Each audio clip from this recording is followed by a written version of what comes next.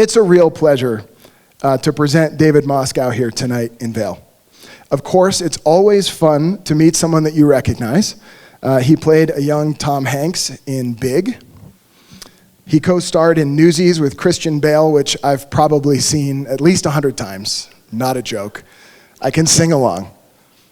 But we connected with him about his current project called From Scratch, that we knew, from a values perspective, we knew that it would resonate with our community here in Vail. He's an actor of stage and screen, a producer, and now a Nautilus Gold Award-winning author. He grew up in New York, but spent time in beautiful places like Montana and Maine, where the food on his plate was closely connected to the land outside. Tonight, he'll share about his adventures around the world, learning about culture through cuisine, the origins and climate impacts of ingredients, and the people who bring food to our tables. Please welcome to the Vail Symposium, David Moscow. You just said everything I... Hi, everyone. It's amazing to be here. I actually have been out in the field for 4 months. So I'm actually like seeing people, which is wonderful. I'm like stuck with my crew and I work with chefs and some food producers, but there's not a lot of conversation, so this is exciting. We've been talking about this for a couple months, and I had what I wrote in my book and I had what was on the first 2 seasons, but I've been shooting this 3rd season and there's just more stuff. And I'm gonna share that tonight as well. Clickers here. So yeah, as James mentioned, this is where I started. This was my second audition, my first film I ever did, and it was incredible. One of the things when you pitch a television series about food, they ask you why you, and then you look at this and you have no idea like what the answer should be, right? But there is a very real path that got me to this place, and I just want to share that with you guys. After doing this, acting, I started producing films. I had a theater company in New York. My dad called me up one day and said that business partner's kid had written 15 pages of music and would I listen to it for a play. And I thought that was a terrible idea. There's nothing worse than bad theater, and it's a family friend. This was going to be a disaster. But against my better instincts, I said, yes, let's do this. So he came down with his college friends, and for 15 minutes, I listened. About 10 minutes in, I said, lock the doors. This is amazing. And his name was Lin-Manuel Miranda. So I produced In the Heights. It was the first thing I ever produced. And from there, it was very successful. And then people started calling, what are you going to do next? Or my investors. So we started to try and put together films. At the same time, I was doing a lot of the digital content for the Bernie Sanders campaign in 2016.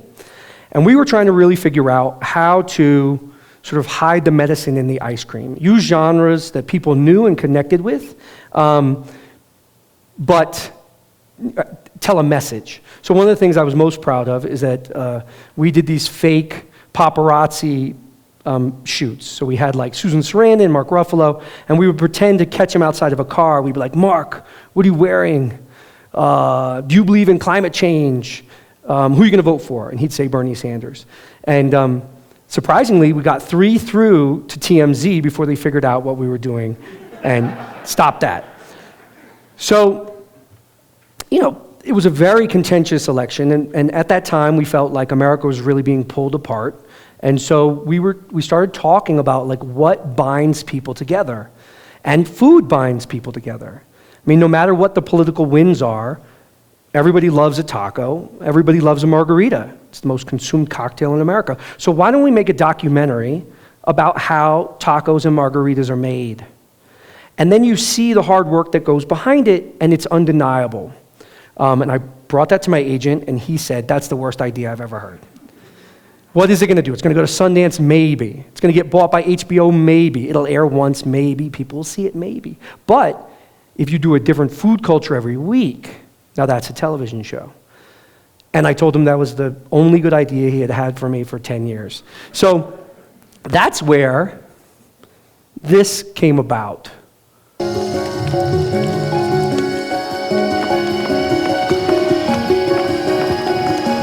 I was thankful that everybody agreed to let me go along.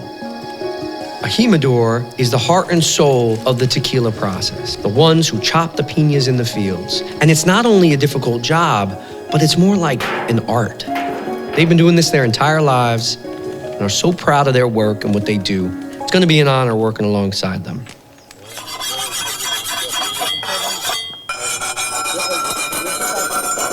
¿Tiene cómo le voy a hacer, Igual le tumbas aquí así. It looks super easy. When Antonio chewed through one in like 30 seconds, I was like, I can do this. And then immediately realized this was not going to be as easy as I thought. How long do you do this for every day? No aguantas más que 6. Say 6 hours. Holy smokes. yeah. That's... He asked me that like 3 times to feel that. I was like,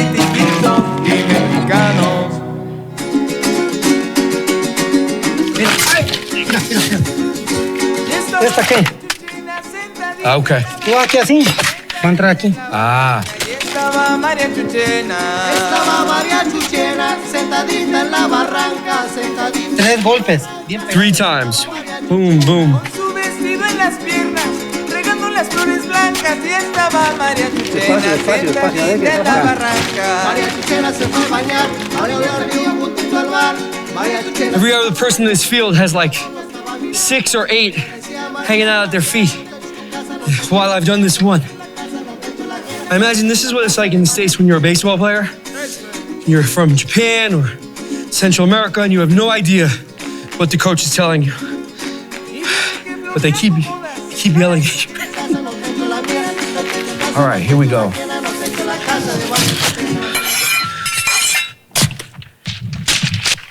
Oh my goodness. I've harvested wheat, I've harvested rice, but nothing is as hard as this. This is pretty wild. In the time that everybody else had done 30 or 40, I had managed to do 3. Amazing. All right, just 99 more to go, right?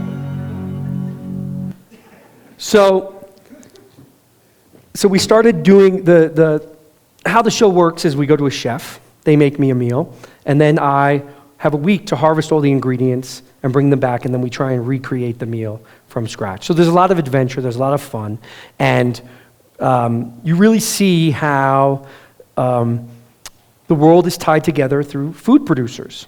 A lot of Americans like to think that they're alone on an island, but just so you know, it takes 68 people to make a pizza slice. So you're not. You're tied to everybody. One of the things that started happening, though, is we kept running into stories that were too complicated for A&E. We were on the History Channel. And they kept pushing back and saying, we don't want to hear this, cut this down. But this was very important stuff. On that episode, we went and we're harvesting corn we were using a cornfield of a large fast food chain. And there was a guy who was living there in a shack with his son, and his son had gangrene on his hand. And we were trying to get his son to come to the hospital with us, and the guy was like, no, I don't want to be filmed, no, get out of here. So I got back in the car and turned to the camera, and I said, there are a lot of professions that people think should earn more money, teachers and nurses and people who work for the common good, and food producers should be on that list. And A&E came back and said the sponsor wants that line out of the show. So that was really tough. And so I decided to write a book about all the things that we were not allowed to air in this adventure TV show. And that's this right here. So here we are looking at a banca in the Philippines. This is a traditional vessel that 25,000 years ago, people started coming down across sort of the South Pacific in these. They were much smaller, and they are one of the most dangerous boats in the world. Coupled with the fact that fishing is the most dangerous profession on the planet. About 25,000 people die a year doing this. So we went out on this boat. I'll read a little to you about the Philippines when we got there. My family, my wife's family is from the Philippines, so it was a particularly special episode for me. Between war and natural disasters, the country is like an Etch-a-Sketch, shaken down and rebuilt every few years. This can be seen in the language. Words are drawn from whomever was in charge at the time the object came into existence or arrived on the islands. Bikes are bicicletas, trains are trens. 33% of Tagalog words have Spanish roots. Even the country itself was named after Prince Philip of Asturias, a region of Spain, by the explorer Ruy López de Villalobos in 1542. Vans are vans, buses are buses, toothpaste is Colgate. Kids of the 80s are named Maybelline or Pinky. The next highest number of loanwords in Tagalog are English. But the sun and the moon are from one of the archipelago's native tongues prior to the arrival of the Spanish and the Americans. Boats are bancas. The fish is isda. Mackerel is alumathan. And sea bass is apahap. And galagon is round scad, which is what is used to make bagong, fermented fish paste. The liquid byproduct of the fermenting process, a watery brown, very salty juice, is one of the most important ingredients in Filipino cuisine. It is also named in unborrowed Tagalog. It is the umami sauce called patis. So that's what we were going to make for the James Beard Award-winning chef out of Los Angeles, Marge Mansky. Her and her sister have a wonderful restaurant in LA called Republique. I don't know if people have been to it. It's amazing. She's the baker there. But they also have about 10 restaurants in the Philippines. And patis is sort of like a salt replacement in the Philippines. So it is an instrumental, a foundational ingredient. And balagong is kind of like bacalao. Like it's a salted fish protein that allowed everyone to go around these islands, without the protein going bad. So we get on this banca. It's storming. We go out into the South China Sea. 2 weeks before, the Chinese had killed 2 Filipino fishermen because they were building an island close to the Philippines, and the fishermen got too close to that because there's this large territorial dispute that's happening in the South China Sea.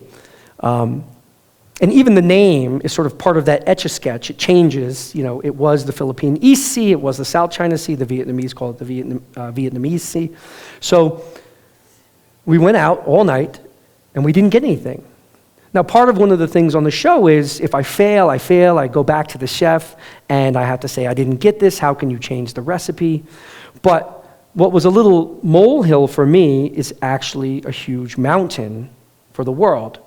So about 1/3 of the fishing boats in the world are in the South China Sea, and it has lost 90% of its fish in the last 50 years.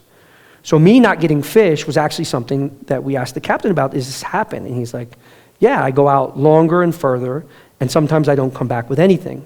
He's like, my father used to come back with 500 pounds, and that was a good day. And his father would come back with a couple tons, and that was a good day. And now if I get anything, it's a good day. So aside from the fact that a couple billion people are sitting around this landmass, and they're all fighting over this dwindling resource, they all are having this territorial dispute over, partially shipping lanes, but mostly fish. And if there's nothing there to get, why are they fighting? So there has to be a solution. And that solution is something that we come upon all the time in food production, and it's basically called collaborative survival. That when you're looking at food, you start to unpeel this onion, like we did on this boat, and at the heart of it is, will humanity survive? Right? Because people talk about places where World War III could occur, and the South China Sea is one of them. Right? This 9-dash line that China says, this is ours, is actually one of the only things it agrees with Taiwan on. Taiwan says, this is ours too, right? But everybody else is saying, no, we need to figure out some solution. But there is a positive thing that came out of this. Aside from the fact that they're emptying this sea, the Philippines would like to ship. They would like to export their fish. And the EU just passed a law that if they're going to sell imported fish, it has to be sustainably caught. So now all of these countries around the South China Sea have to start fishing sustainably. And that begins with MPAs, which are marine protected areas. So marine protected area is a portion of the ocean where you're not allowed to fish, and the idea is that the stocks recover there and kind of overflow, and you can fish on the outside of that. Now, about 30% of the oceans will have to become MPAs in order to save the fish. That's where we're at right now. There was just recently a UN treaty that was passed where 200 countries agreed for this 30% in the oceans. The United States declined to sign on to that treaty. So that's where we would come in and start to sort of push back. I know there's a bill that's going to go through Congress soon about this, about MPAs. But you really see, aside from sort of, so in that sense, there are positive things we can do. The Europeans said we want sustainably caught fish. That is causing the Philippines to change its rules around MPAs, and they're designing, right now they have a couple hundred MPAs. A lot of them are on paper, but some of them are real. And you go, and they've revitalized coastal fishing villages, which is another thing that you're seeing, thank you, which is another sort of issue. When a village is overfished, particularly in the Philippines, everybody moves into Manila, which destabilizes Manila because there's more poverty, there's more crime, more drug use, which leads to sort of an authoritarian government, which we see, has happened. And you see that a number of the places where we've gone, that the worst time that people are having in the food industry, the more dangerous the country becomes. We were in South Africa, where you've heard about poaching around rhinos, but there's poaching around avocados, there's poaching around macadamia nuts, there's poaching around farmers surround their fields with barbed wire fences and security cameras, and they are looking for people who are going to come out and clear out their whole field. So let's go. Okay. So this is Marge down here making that dish that had patis. It was an amazing kilawin, which is sort of like a Filipino ceviche. Up above, I was getting, this is a lake. We're getting shrimp, prawns in the Philippines. That's the bangka again. The Philippines isn't the only place. The South China Sea isn't the only place that's having issues around fishing. So I was in the Mediterranean. There we're off of Naples. I made a pizza. I went to one of the best pizza places in the world. And the next day I milked a water buffalo, made buffalo mozzarella, harvested wheat, picked tomatoes, got anchovies, which I'm doing there, came back and made the pizza. And you'll see a little clip from that later, I think. And then there in the center, I'm off of Croatia. And so the Mediterranean has been hammered by 28 countries for about 10,000 years. There are no agreements upon fishing. So just recently, Italy realized they were overfishing. They pulled back, and Croatia was like, great, and they dove right in. It has never been a very fertile sea. There's no major river running into it. So it's basically empty. I mean, I've been there on top of the ocean. I've dived for shellfish, and it's a ghost town underneath. Down in this corner right here is Iceland. Now, Iceland is interesting. They are doing some really amazing things. They basically wiped out their haddock about 30 years ago. Oh my gosh. Wait, it's 2023. About 45 years ago, they wiped out their haddock, and then they realized what was going on. So they instituted restrictions. Every person, man, woman, child, and company now has a permit, a catch permit. Like, this is how much they're allowed to get, which is amazing. Their stocks have recovered incredibly, and no fishing stocks, not their cod, not their haddock, are under any duress at the moment.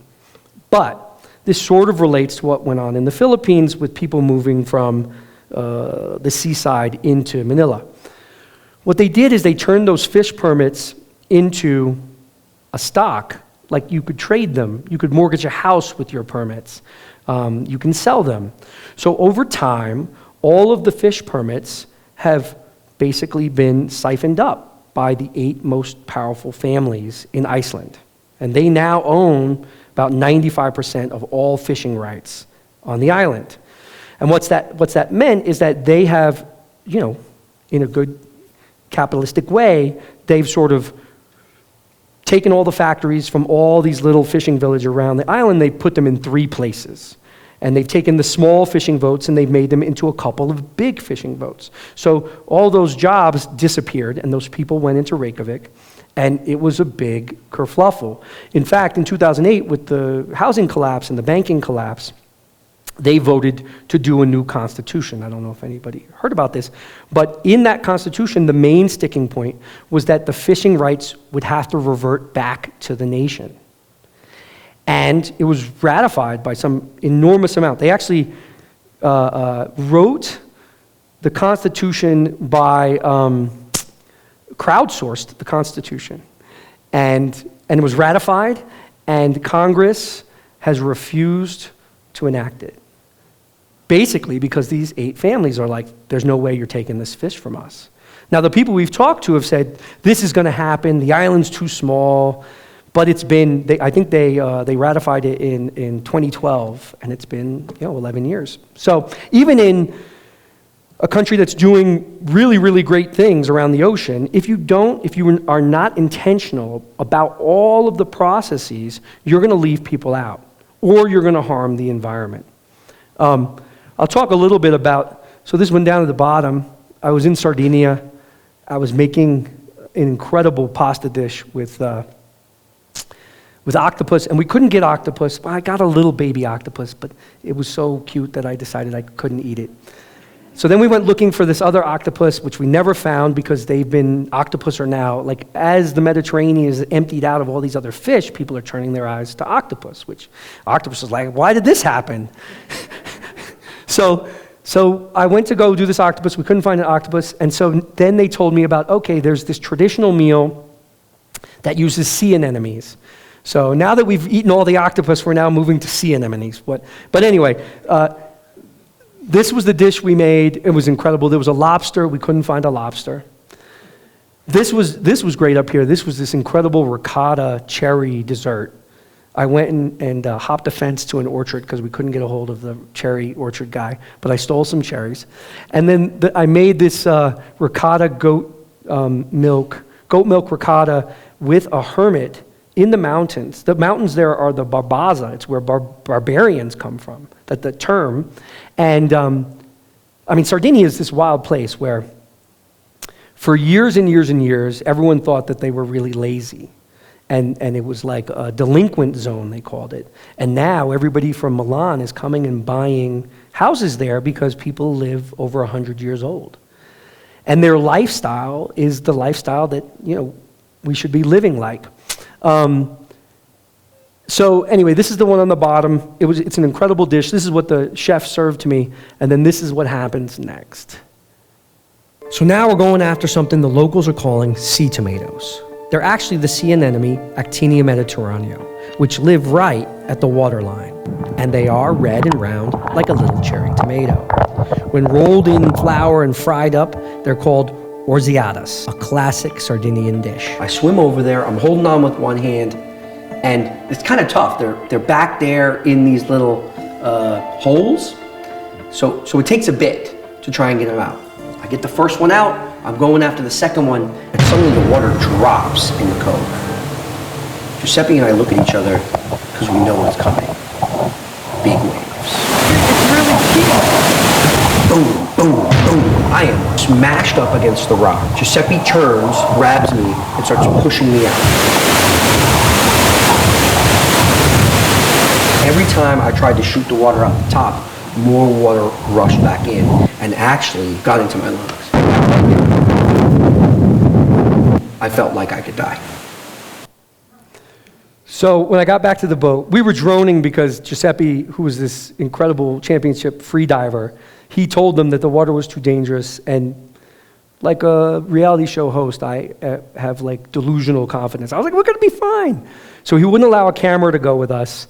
So we droned the whole thing. And when I got back to the boat, my crew was like, that was incredible. And I was like, and if Giuseppe hadn't have been a free diver and basically pushed me out of there, I would have died. So we had a very quiet boat ride home, me and Giuseppe. So there is adventure. I mean, it's not all gloom and doom with the show and the book. There are a lot of fun stuff. Oh wait, we're jumping ahead. Okay, so aside from sort of overfishing, you run into stories about, in this case, endangered species, and also pollution. A couple of these happened in the season that I'm doing right now. They just happened. I got back I was in Maine, which is on the top right there. I was lobstering there, and it's going to be an incredible New England meal. It'll be a Maine lobster roll with some steamers. We made blueberry pie, milked a cow, make ice cream. It was delicious. At the same time, lobsters have just been put on the Monterey Bay Aquarium, which is one of the sort of major watchers of the sea. They just gave a red list to lobsters. And that's because the right whale, there's only about 350 of them left, and lobster traps seem to be trapping the whales and killing them. And about a year ago, and I don't think anybody heard of it, I mean, maybe some people did, I didn't, the Maine fishery was no longer going to be allowed to fish lobsters. There were going to be no more Maine lobsters. And that's insane. And they had this like 11th hour, they called it the Christmas miracle. Congress stepped in and said, you're going to have 6 years to do scientific data on our lobstermen killing the right whale. Now, it's a complicated issue. Everyone believes that shipping hits are probably what's killing the whales. But it would mean that the government would have to go after cruise lines and oil tankers. So it's easier to target these sort of 4,000 fishermen who are small business owners. At the same time, in Canada and in Massachusetts, there have been deaths by lobster traps. There hasn't never been one in Maine, but the only way that the whales can be getting from Massachusetts to Canada is to basically go by Maine. So it's likely it's happening there too. Now there's something interesting. There is this new technology that's called, it's ropeless traps. They send the trap down to the bottom. They press a button when it's time, a buoy pops out of it and pulls the traps up to the top, and they can then pull it into the boat. The problem is that Maine lobstering is this very traditional, very masculine profession that's like steeped in this mysterious, like, I put my traps, no one knows where I put my traps. The problem with this ropeless trap is that you have to put it on a large sort of cloud where everybody knows where everybody's ropeless traps are. So there's this leap that's going to have to be made, from tradition to modernity. I think we're all going to have to make this leap pretty soon. I mean, whether you're a farmer or a lobsterman or somebody who eats or wants to live where your house isn't burning. So there's going to be a leap that's going to have to be made, or there won't be Maine lobsters. And part of that, it probably comes down to money, right?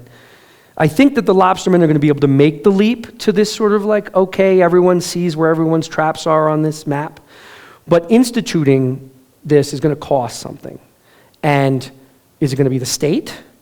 Is it going to be the government? Is it going to be Publix would like lobsters, would like to be able to sell lobsters. So they're actually paying lobstermen to have this trapless, this ropeless lobster trap. But that's coming soon. Down here is a catfish. We went to Tennessee.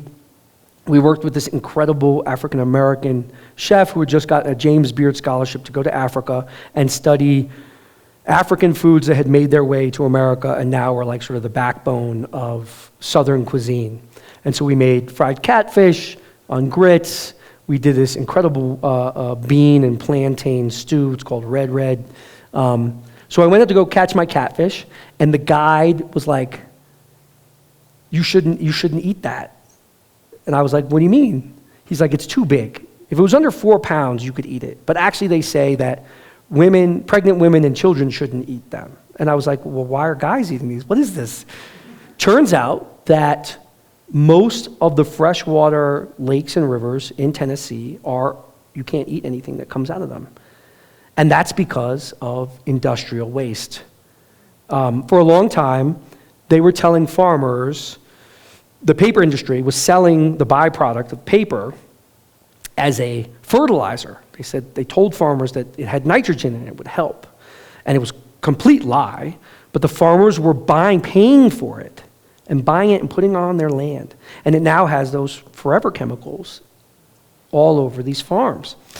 There's a farm that we were in Chattanooga called the Crabtree, and they have spent all this money making sure that their property doesn't have any of these forever chemicals, and their neighbors cannot plant gardens in their backyards.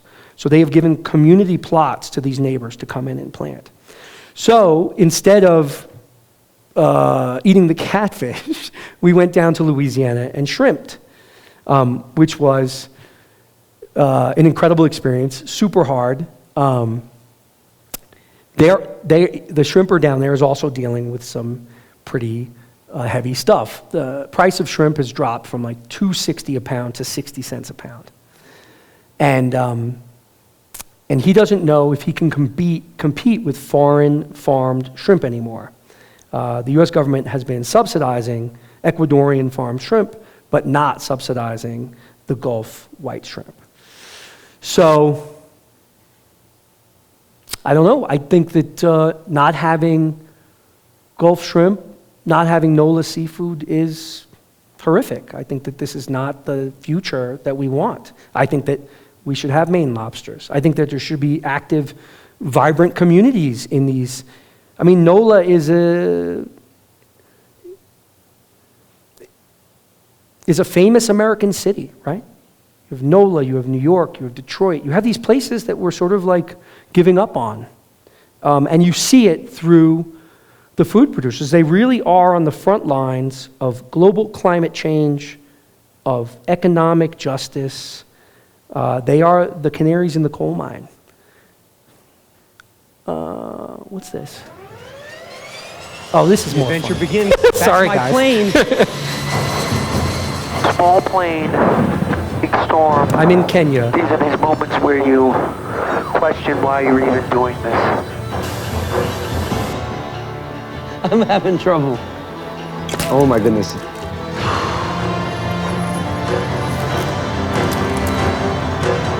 We're a biological phenomenon, and our colors and our creeds, and hopefully here, we can see the value of being human.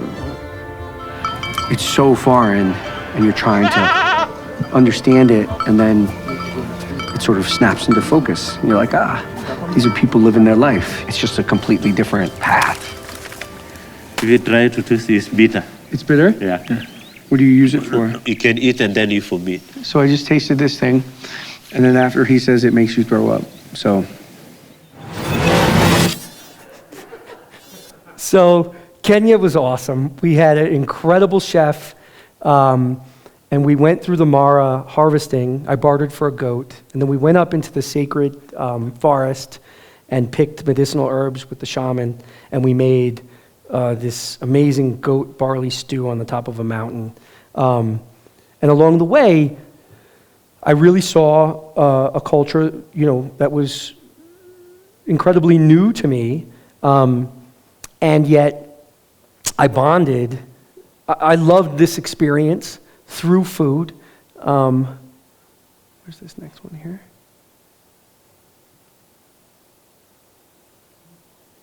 Comes from, I think we have. Oh. Come here. So that's Dr. Richard Leakey, who's like one of the most famous paleoanthropologists, and this is the last interview he ever did. He passed away, sadly. And we got to talk about sort of the history of food. And I was all excited about fire. I wanted to talk to him about fire and how that transformed humanity. And he actually said that, that it was the cutting edge that was the real jump. That basically breaking tubers with blunt instruments probably caused some flaky, sharp stones. And then you were able to cut sort of chunks of protein, wildebeest, right? If you came upon a carcass out there, you wouldn't be able to do anything with our nails and our teeth. But if you had something sharp to take that package back, then you could have a village, and you could, and our brains started to grow. So that was incredibly interesting. He also said, this was at the high point of COVID, and he said that that if we were able to give, if the world was able to give people one meal a day, and he was talking particularly about Kenya, that would transform, that would stop these outbreaks. That basically bushmeat, poached meat is what's causing, poor people are going to try and get cheap protein.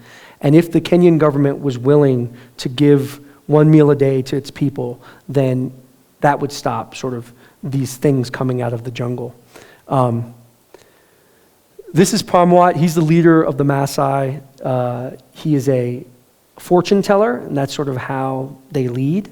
While I was there, it was right before the election between Biden and Trump. 4 years earlier, he had said that Trump was going to win, and it was like this big deal.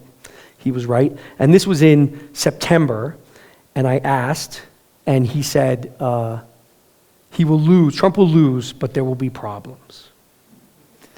And we have it on camera. So we went to get honey, and this is what happened. Comes from, I think we have a video put up, you in Kenya with these bees. You were very brave, my friend. What is going on? How many times did you get stung, and how was the honey? So this, I'm with these Maasai shamans. Look how cool this is. And they use hives to protect cornfields because elephants don't like bees, right? But they can also harvest honey from them. So I need honey for this dish, and we go down there, and when we arrive, there's only 2 bee suits. And I'm like, where's we got my a bee suit? problem. So the shaman are putting on their bee suits, and I'm like, this is terrible. So I like zip up my little hoodie. I'm like looking through, and then 3 bees get in there, and it was like, now the thing about African honeybees is the sting is basically the same, but that's me. The day after, gorgeous. You look like a boxer. You do. They won that fight. And I have one more very funny story. This was one of my favorite experiences that I've ever had. And I feel like if you allow yourself to sort of follow a journey through food, it's something so unique. I used to go out and lay on a beach someplace for 3 days, and that was my vacation. And instead now, I try to make pizza in Naples, and you can still swim on the beach, but you also get to sort of milk a water buffalo and make mozzarella. You're opening up the belly right now. Yeah. Sorry. The Maasai are a blood and dairy culture, so they do eat some vegetables, but they mostly drink cow blood. And we butchered a goat, and then the first thing is everybody has to drink the blood from the goat's neck. You make a little incision in the neck, and then you hollow out the neck flap, and it fills with blood, and then everybody drinks. And then you eat pieces of it raw. You're opening up the belly right now. Yeah, I'm opening now the belly. Sort of traditionally, they eat. Now you see? They eat the kidney here. Now we remove the kidney. How do I remove it? Show me. I'll do it. So when you cut here, then all this fat they go. Open up. Then you remove it. Yeah. Then you start now cutting and eat it. If I don't remove it, do I have to eat it? We have to eat it. But what if we never take it out? We have to remove. What if it stays in there and nobody has to eat it? No. All They right. can't. Fine. Very good. That's what we got. Okay. Now this is the kidney. Yeah. We got. And this kidney we eat when it's not cooked. when it's Bro. fresh from the gut. Right now, like Right now, I want you to eat. It is like warm. Okay, let me hold it. Yeah. Okay, carry it. Okay. Okay, now that's yours and this mine. No. No, that's not nice. That's not nice. It's nice. No, I gotta cut a smaller piece. I gotta cut a smaller piece. That is yours and this is mine. No, look, I'm giving you a lot. No. You've got a bunch there. Okay, now we start now to eat.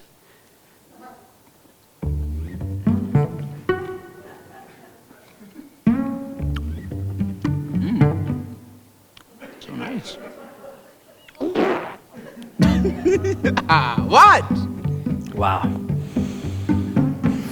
Anyway, Simon was a wonderful guide the whole way. Okay, so this is more local. So here we are. I've sort of been circling Colorado in a way. We have a Utah episode. Down here, I did a trout piscator. This is a, these are four-corner potatoes. So there are some of those here in Colorado. These are possibly the oldest domesticated plant in America, in North America. And it's definitely the oldest potato in the world. There are 2,500 other varieties in Peru, but those are dated later than this. And this was a foundational ingredient for the Dene, who the Spanish called the Navajo. Underneath it, we made an acorn fritter. Now, if you took all the food that humanity has eaten over time and put it on a table, the biggest pile would be acorns, which I never knew until I made this. And so we worked with the Dene and scientists from the U there. And these scientists basically, they had come upon a site, a Native American site that had been in use on and off for 70,000 years. And it was in a little cliff, it was in a little shelf on a cliff. And they found these metates, and on it they found this, what they thought was a grain, but it turned out to be a starch. And they realized, wait a minute, this is a potato. What potato is this? And then the scientists, Dr. Elizabeth Louderback's husband, was walking, 75 feet from this site, and they found this little potato plant that was this innocuous green plant that when I looked at it, I had no idea. And when you dig it up, you get these little, if you see the size of them, and they're so delicious. They have this incredible taste. It's like a big potato smushed down into a marble.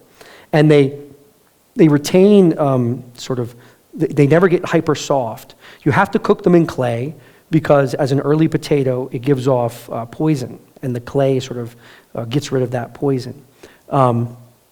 On the other side, this just happened in New Mexico about a month ago. I was with the Powake, and they have a herd of buffalo, and we were making buffalo enchilada, and they invited me to go along with them. And, the history of white people shooting buffalo is not great. So they were like, you're not going to do the kill, we'll do the kill. I was like, that's great, I don't really want to do it. And this was, as buffalo, the male buffalo, they kill and sell. The women, they wait until they're no longer breeding. And if their teeth have ground down low enough, so they're probably going to starve to death in the next season, they'll cull it, and that food will go to the tribe. About 150 families, each get 6 pounds. So that's what we were about to go do. Now the problem was, on the way, the elder, Phil, looked at me and said, are you a good shot? Now the answer to that should be no, always. But I said, yeah. And he said, you'll take the shot. And I was like, Phil, I don't want to do it. And he said, this is to feed the tribe. It's an honor, and you have to accept it. So my heart starts going, ba, ba, ba, ba, ba. We're in the back of this pickup truck, and the old cow turned and sort of, I'm not one for magical thinking, but this was an amazing spiritual experience. And she turned sideways. I took the shot, and she dipped her head, and the bullet hit her horn and flew And then the herd was off. And then we were off. And basically it was this like unbelievable hunt through the desert. And that's her. And she gave her life and fed the tribe. That is a menudo, which is the tripe. And then here, I think we're going to go back. This is to talk about the four-corner potato. So it is native to New Mexico and Arizona, but it has come to Colorado and Utah, and that is from domestication, and that is why it is the oldest domesticated plant. So this is Dr. Elizabeth Louderbeck. She's the one who made the sort of, she found it again. And so this is these are the sites of where it exists.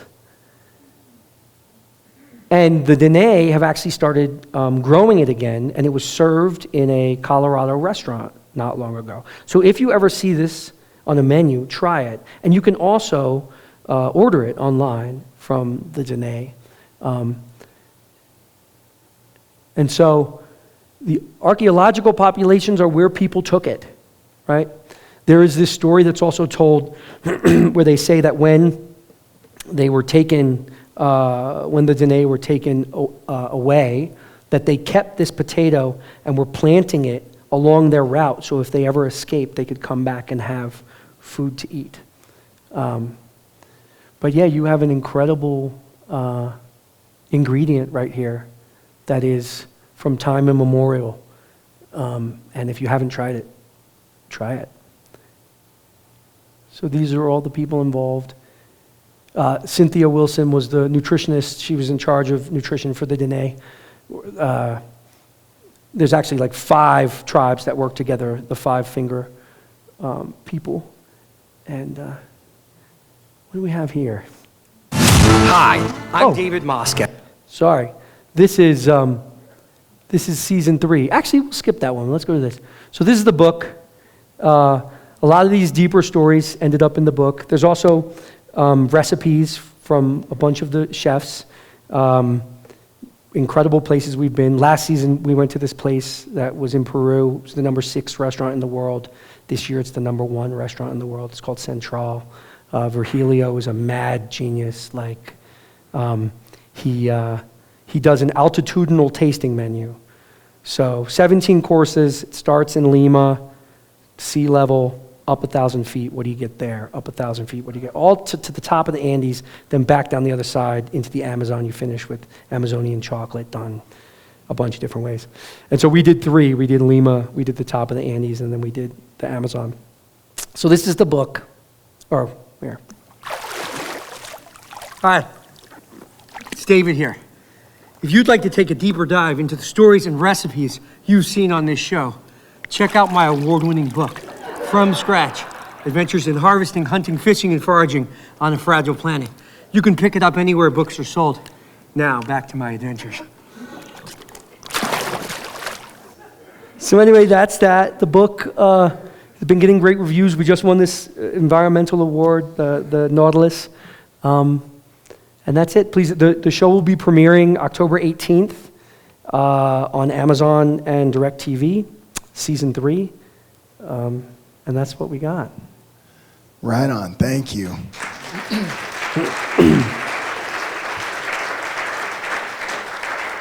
You suggested buying the potatoes online.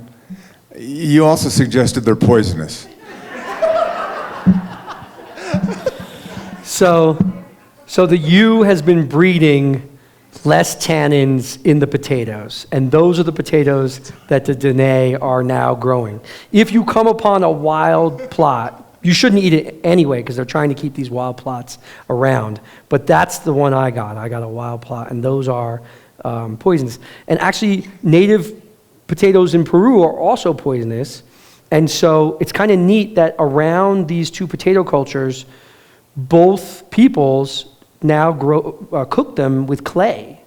With the Dene, it was a clay pot. In Peru, they would coat the potato in a clay and put it in the fire, and it turns out that the clay is an edible clay that people now use as sort of a medicinal benefit. And so that's another thing. You can order Choco clay online, get a really neat sort of artisanal tuber, wrap it, put it in fire, and eat the whole thing. In fact, Virgilio at Central, one of the dishes that we made looked like a pile of rocks, and it was potatoes. It was potatoes and balls of clay that you would take and dip into sauces and eat them.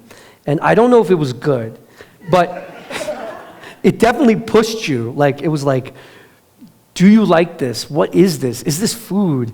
So yeah, both potato cultures grew with clay. Very cool. So that goat dish looked delicious, at least fresh out of the goat. What have been some of the most interesting things you've ever eaten?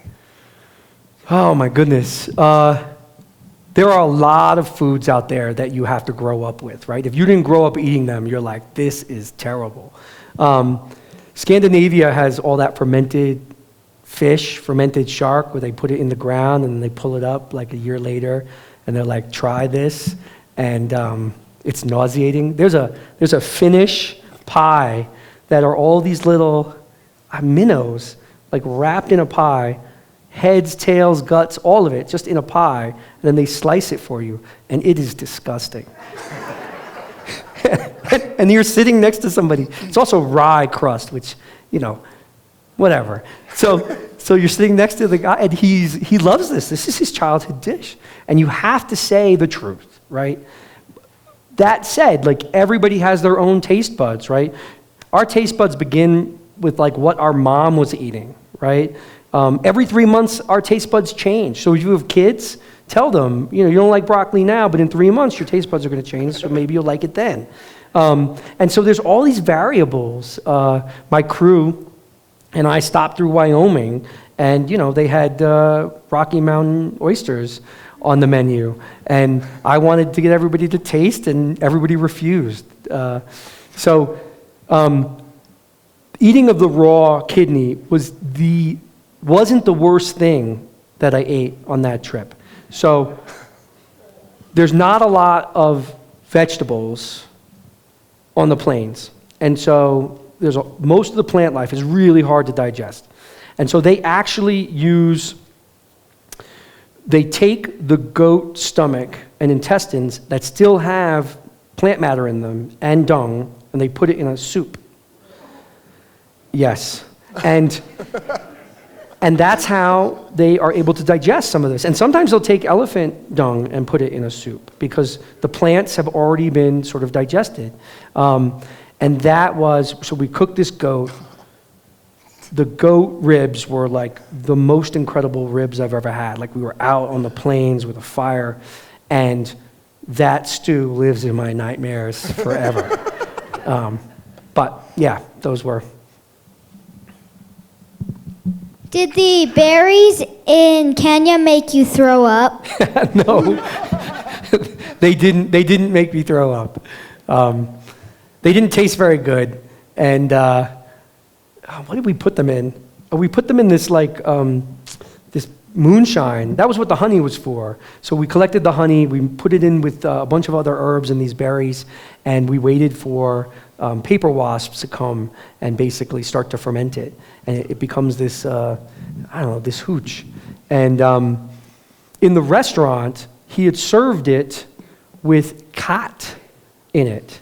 So does anybody know what khat is? It's like speed. It's a plant from northern Africa. They think it came from Ethiopia, and he put it in this cocktail. So you would chew on the khat and you would drink this beer, and it was this really like wild up and down thing. And I think the UN says that khat isn't addictive, but I certainly wanted to try more khat after I was like, that's interesting. Anyway. Good evening. It's a wonderful presentation. Thank you. Can you share a little bit about what you've learned about longevity in your trip? You had one little snippet there, but nobody on that film is eating Doritos or donuts, I'm sure. But, you know, how does that tie to longevity or lack of longevity, if you will, in the places that you visited? Well, Sardinia, what's kind of neat is my co-producer, Clay, is he's the main director and one of the main producers of Chef's Table. So that's sort of like how this came about as well, is we talked about, there's a lot of shows on TV about chefs, but there's not a lot about food producers. Let's make something about the 6 months before that meal gets to your plate. So we all went to Sardinia, which is a blue zone, and then he recently made a TV show on Netflix that's about blue zones because of what we learned there.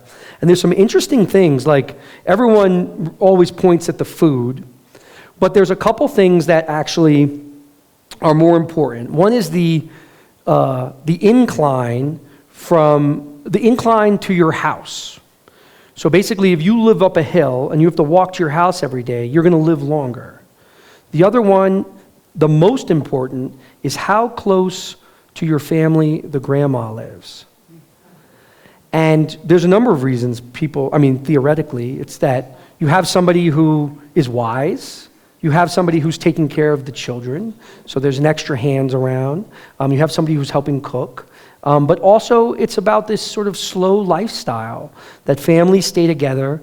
I get these questions about sort of like the state of the world and how to move forward.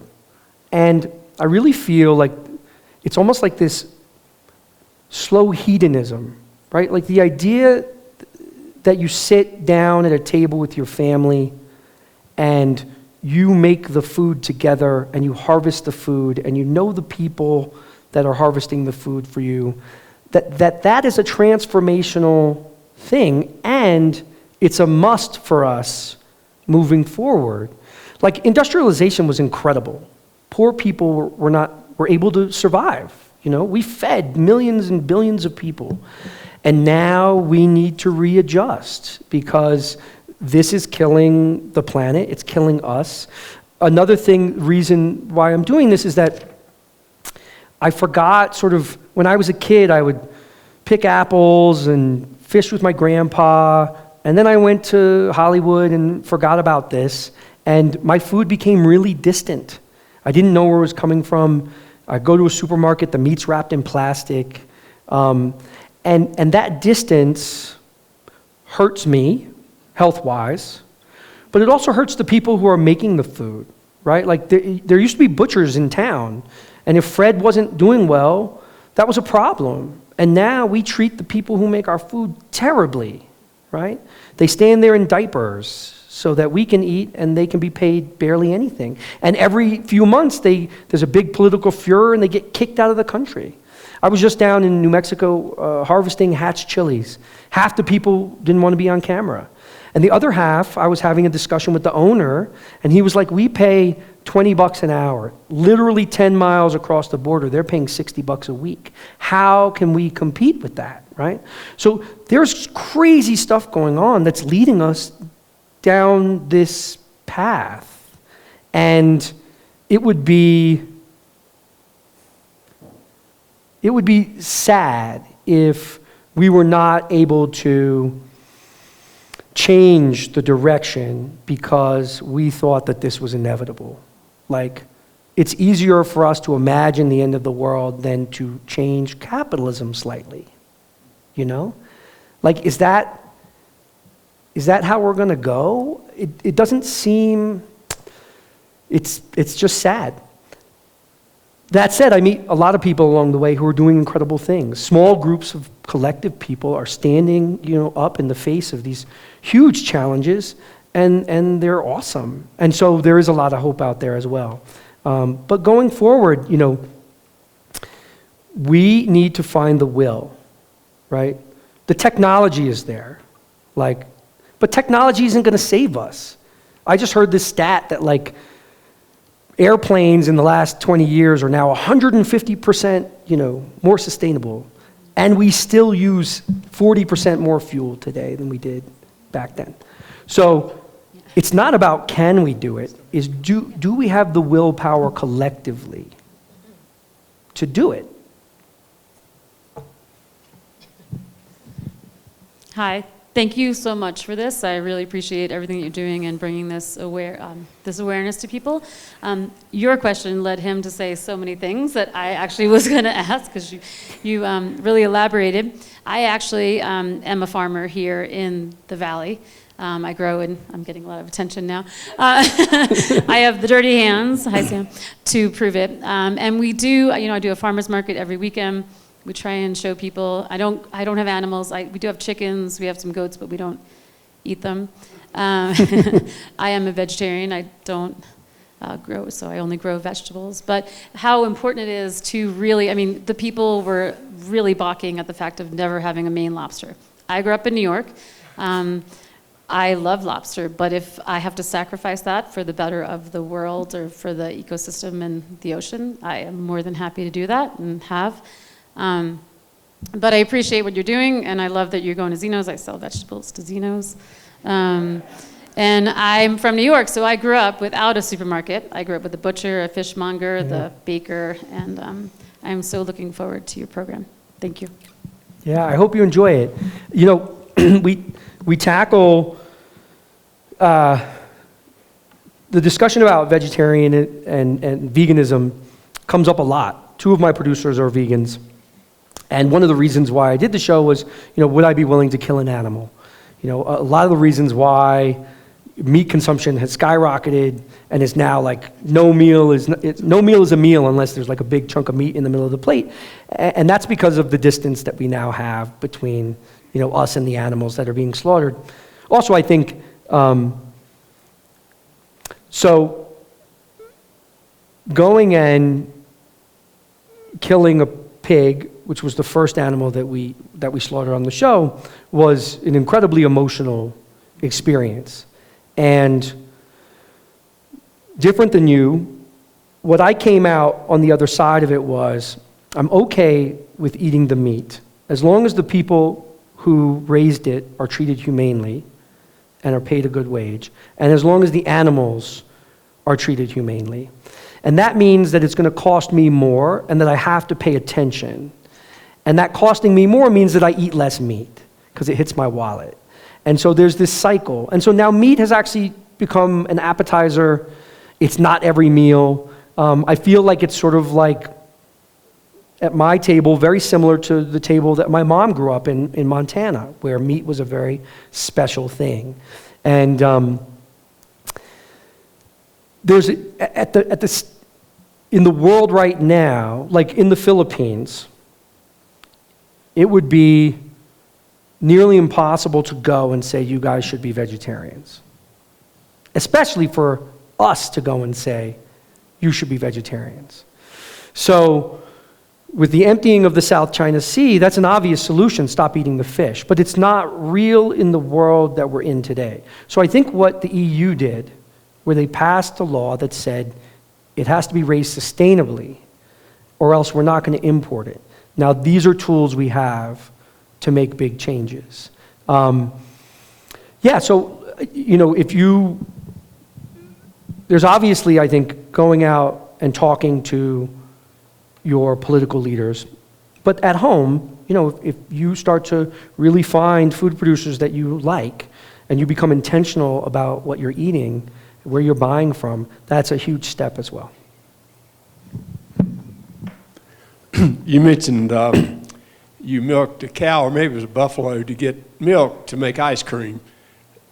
You want to tell us about that? Did you have like a milking machine, or you do it by hand? Had you ever done that before? Tell us about the experience. Wow. So I've milked cows. I don't know how many cows on this show now. And I've milked them all with my hands in a field in Peru. I've used sort of one of those vacuum suction with the claw. And I always feel like I'm not doing it well. In fact, just this last week, I was in Maine trying to get this milk, and I messed up, and the farmer kicked me out of his barn because I was freaking his cows out. And they were like, and so then I stood on the outside, and I was like, I guess this is a fail. Can I bring this milk back to Chef? I don't know. There's an interesting thing about milk is that there are only two things that people really eat that are not the death of a living thing. And dairy is one of them. Honey is the other. Everything else, we're killing something. Eggs are going to be a living thing.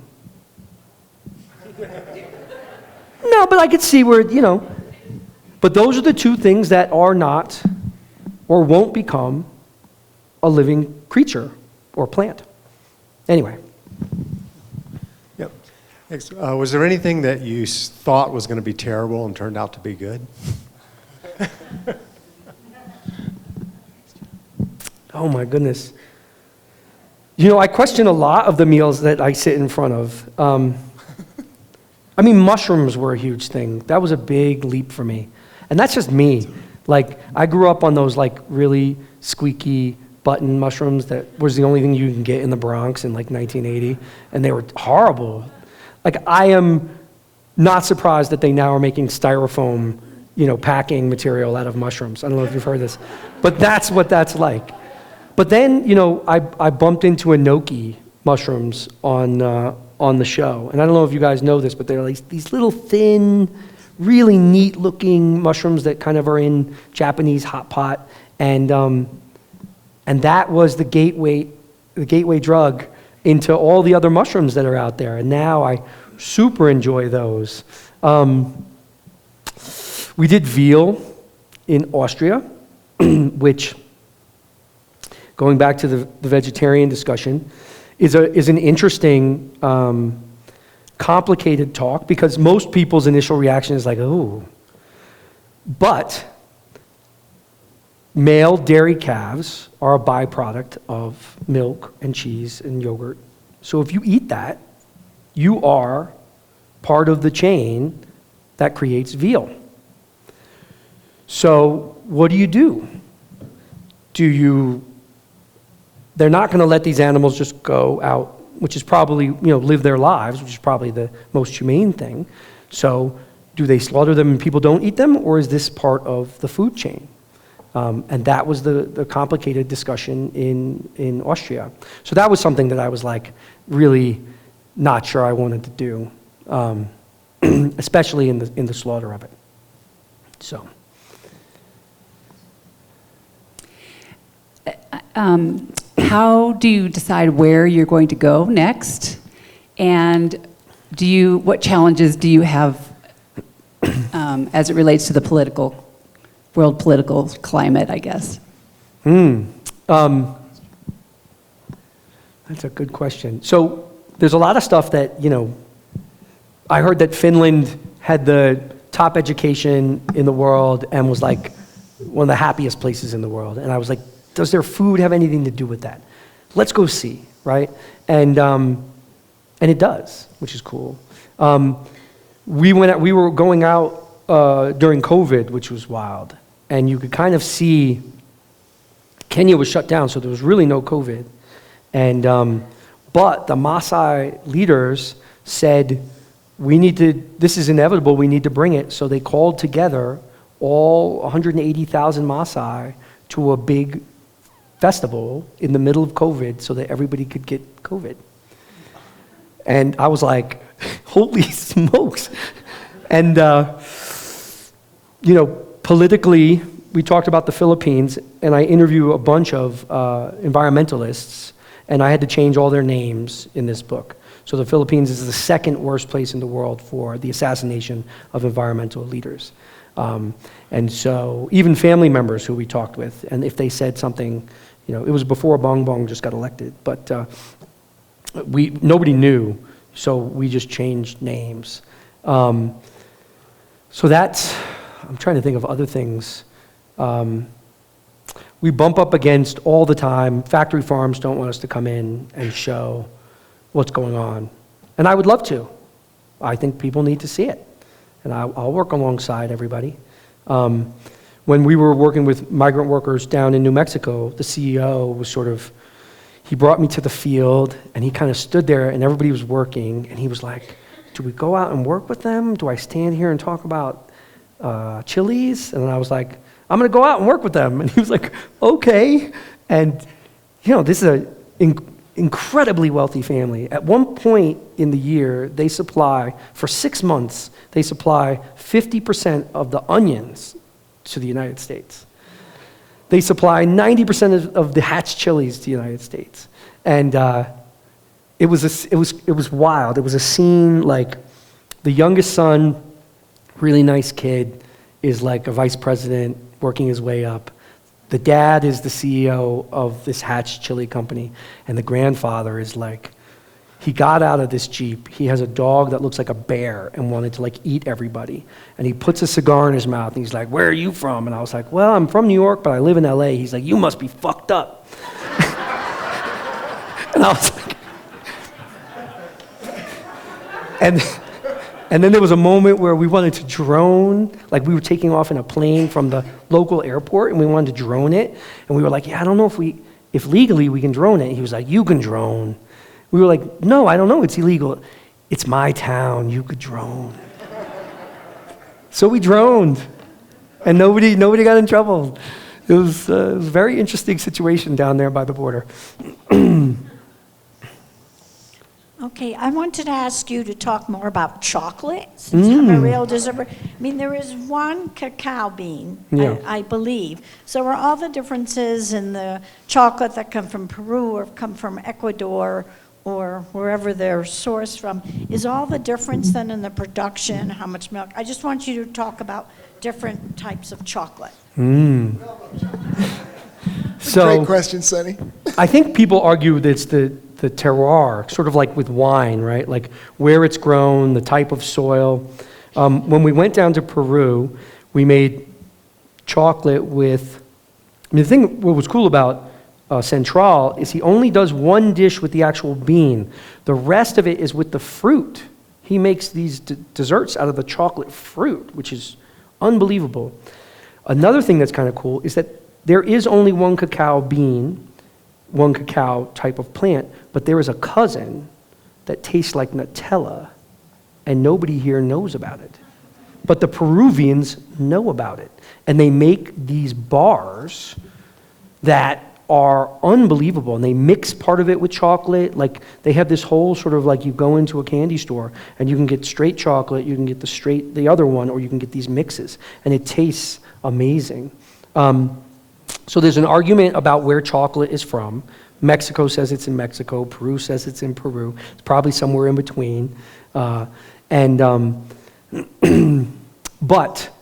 it was first really domesticated in Mexico with the Spanish, well, not with the Spanish, with the Aztecs, and then the Spanish. So we just made chocolate in Mexico, and yeah. Did that answer your question in any way? I just got lost in chocolate. The most important thing that I've learned about chocolate is there's this other chocolate, and that people should go and find this. If you go to Peru, go try this. So. Hi there. So I love the purpose of your work and everything you said tonight and shared with us. I'm wondering how you balance the sustainability of food production and consumption with air travel and flying to all these remote places. Is there a way you think about offsetting that travel? So we do plant trees. That's part of a program. We donate money and they plant a ton of trees, particularly in Peru is where we're doing it because there's devastating deforestation in the Andes right now, and it's leading to like all kinds of mudslides and fires. And so there is, it's a complicated situation. So yes, I feel terrible about what we're doing in terms of having to fly places. And that really offsetting with trees is what I can kind of do and still tell this story, which I feel is important to tell. At the same time, there's a lot of things that are put on us as individuals which should be a discussion that we're having in the larger collective. That basically there are about 70 companies that cause the vast majority of the pollution and the climate change issues. And so to tell people to recycle and that'll change things is not real. And in fact, there was a leaked discussion from an oil meeting where basically they support recycling because it makes people feel like they're making a change, and then they're less interested in other solutions. So I think it's important to tell the stories. I think it's important to look at the people who produce our food differently.